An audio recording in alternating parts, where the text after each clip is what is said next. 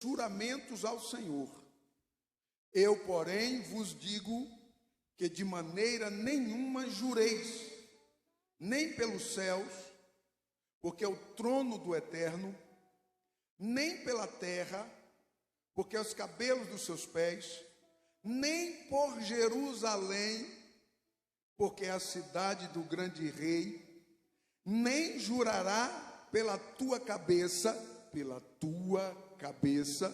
porque não podes tornar um cabelo branco ou preto. Seja, porém, o vosso falar, sim, sim, não, não, porque o que passa disso é procedente do mal. O versículo 37 no Tanar, na versão hebraica, versículo 37 diz assim, literalmente do hebraico: mas o que o sim de vocês, mais que o sim de vocês, signifique apenas sim, e o não seja não. Qualquer coisa além disso é da fonte do mal.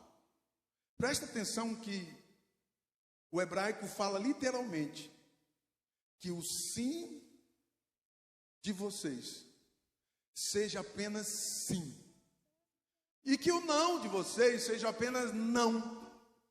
É sim ou é não?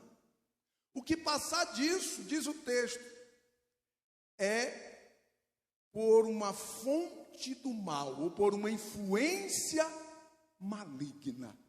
Vocês estão comigo? Diga amém. O texto diz que é sim, sim e não, não. O que passar disso é por uma influência do mal, uma influência maligna. Meu Deus, tinha que ser eu para falar isso. Olha para mim aqui.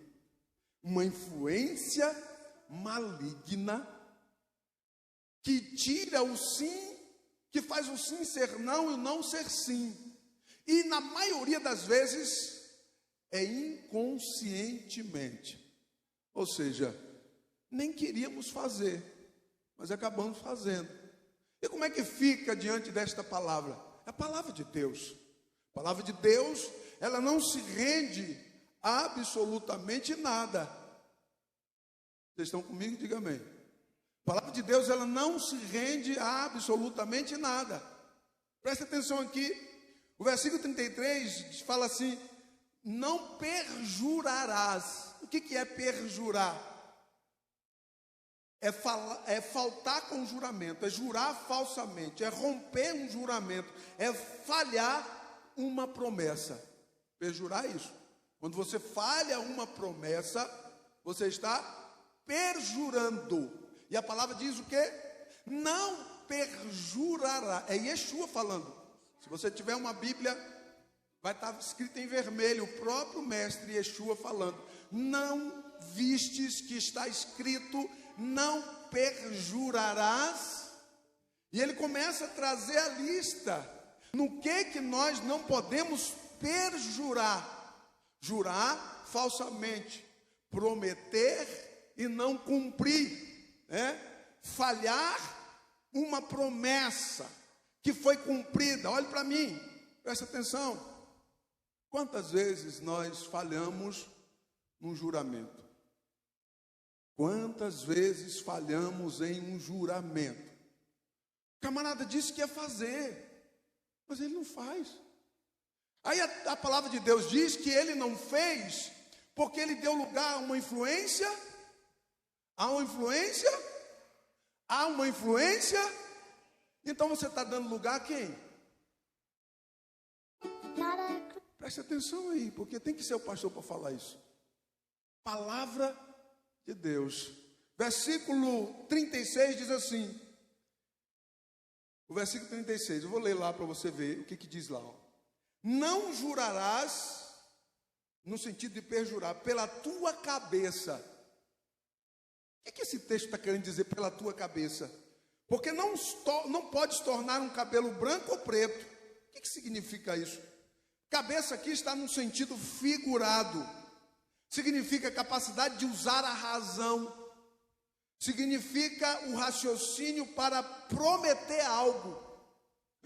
Significa vontade própria de prometer algo, mas não cumpre. A palavra de Deus está dizendo que quando eu comprometo algo e não cumpro, eu estou sendo influenciado pelo maligno. Presta atenção em você aqui. Quando você promete uma coisa, diz o texto sagrado, eu não estou inventando aqui. Quando você promete que vai chegar numa hora e chega na outra, você não cumpriu por uma influência maligna. Quando você faz um projeto e faz outro, você foi influenciado pelo mal, por isso que você não conseguiu cumprir o que você fez. Você está me entendendo, por favor? A palavra de Deus diz que quando eu prometo alguma... Quantas vezes a gente promete uma coisa e não faz como prometeu? Você está sendo influenciado pelo maligno, pelo amor de Deus. Abra o seu olho. Servir a Deus não é um morango, como diz a pastora Elisama. Não é um morango. Eu tenho que sacrificar, eu tenho que me doar, eu tenho que arrancar de mim, muitas das vezes, aquilo que eu nem queria, para me cumprir com a minha palavra, para me cumprir com o meu horário, para me ser fiel naquilo que eu disse que ia fazer. Você está me entendendo? Diga amém. Porque se você não cumprir o seu horário, se você não cumprir a sua responsabilidade, se você prometer e não cumprir, a palavra de Deus não perjura, não jure falsamente por sua cabeça, por sua capacidade intelectual de pensar, de projetar, de analisar, de praticar, de realizar. Você não perjure, porque se você fizer isso, você está sobre uma influência maligna. E o texto diz: o que passar disso é uma influência maligna. Se eu disse que estarei aqui às 19 horas, se eu não estiver às 19 horas, o maligno tentou para eu não chegar às 19 horas. Quantos estão me ouvindo, diga amém. Se eu disse que chegaria às 19 horas, o diabo trabalhou para mim chegar às 19h10. Foi o maligno, sim. Pastor, o senhor está dizendo que eu estou endemoniado? Não, estou dizendo que você está dando lugar a uma influência maligna. Assim diz a palavra de Deus. Eu não vou pregar de outro jeito, preste atenção.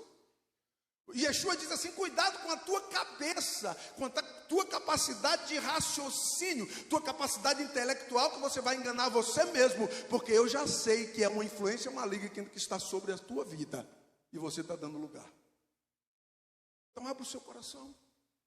A palavra de Deus, como eu sempre prego, e vocês me conhecem, me confronta, nos confronta todos os dias. Você não quer que o inimigo te influencie a você fazer aquilo que você não quer? Então ore e vigie, seja fiel.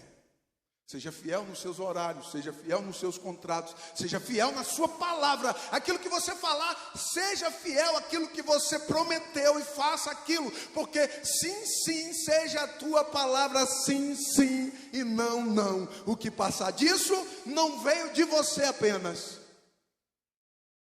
Veio por uma influência maligna. É tão importante essa palavra. Porque quando eu começo a observar no relógio, nada me impede de eu cumprir o meu horário.